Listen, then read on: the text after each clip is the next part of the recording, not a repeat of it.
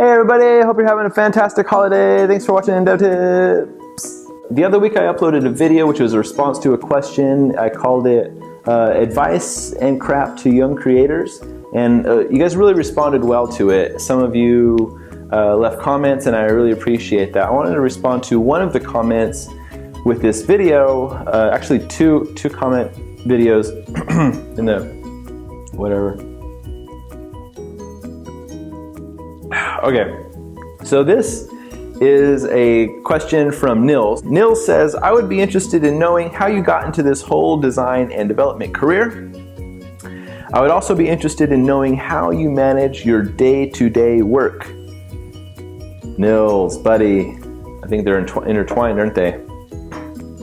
Okay, so this is like a long question for me, and there's like a lot of different answers. I'm sure there is, to anybody if you say, tell them your life story. But really quickly, I got into design and development very early on. I've always been like an artistic kind of kid.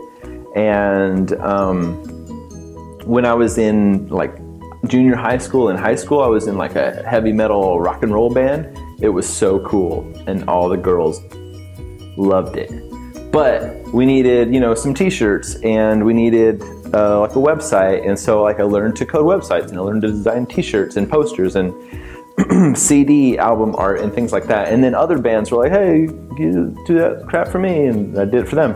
And then later on in my life, I was like, oh crap, people will pay me to do this stuff. And so, okay. So I grew up in Vegas. I worked in Vegas for a long time doing freelance work on the side. And then eventually I quit my job and I said, I will do this or I will starve.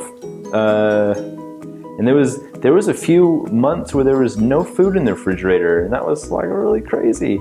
But thankfully I had, a support system, so my wife was working and and was able to start generating like some freelance money income coming in. That was fun. That was an interesting year.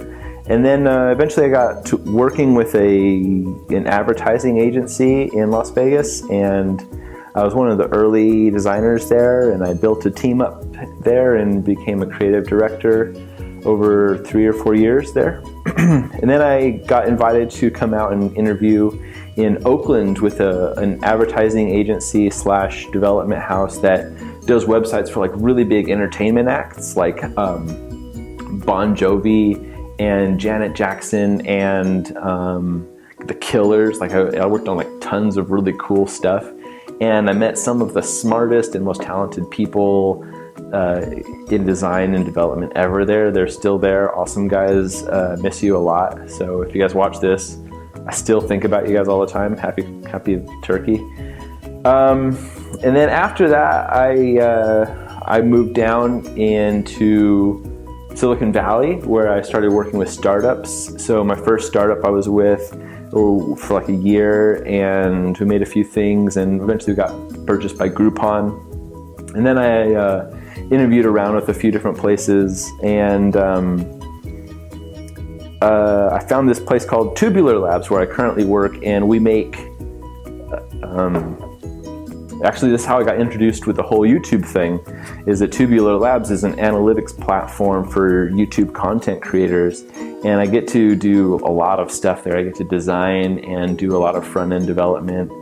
And that's just kind of how I got into it. So, but one thing of note is that, and I mentioned this a few times maybe, but every job offer, some that I've taken, some that I've not taken, is always a direct result of my self-initiated work. So I have a blog that I run at travisnielsen.com, and I do art-directed posts there, which were cool for a while, but not cool anymore, but I still do them because I really get a lot out of it for myself. And then just like, personal projects, those are always the catalyst of people contacting me to work with them. And I'll never stop creating self-initiated projects. This YouTube channel itself is probably one of the largest undertakings that I've done in a long time. It's consistently needing updating every week. Every video is just a lot of work, but it's really rewarding, and I'm making these cool relationships with you guys, and I like to talk, so it gives me that. And I learned how to edit video and make motion graphics, and that was cool. So yeah, anyway. So the other part of the question was knowing how I manage my day and work. That's an interesting question. I'm assuming you mean like, how do I manage the work-life balance? And well, let me just run through my day. Today was a really interesting day because I couldn't sleep this morning. I woke up at like 4 and I couldn't go back to sleep. So like around 5 or so, I just went to work. I walked to the train, so I got to work this morning like around 6:30, and I stayed there until like 5:30 and walk home. So I get home like around 6:30, and then, you know, hang out with the kids and the family and put the kids to bed around 8, and then it's dev tips. So I'll be doing this tonight until like around midnight or so.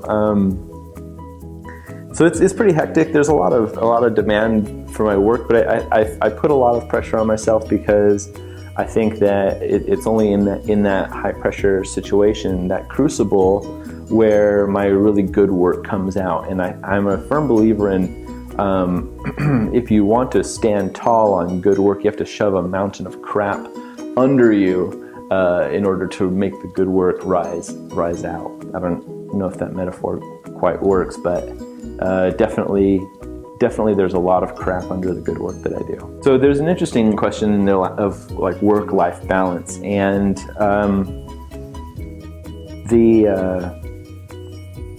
that's a hard one, and honestly I don't think I'm great at it. I possibly work too much, but in a lot of ways it's who I am as an identity. Like, I really identify myself as a creator, and if I'm not thinking about something to create, I have to be doing it, and if I'm not doing it, I have to be planning for it or preparing for it.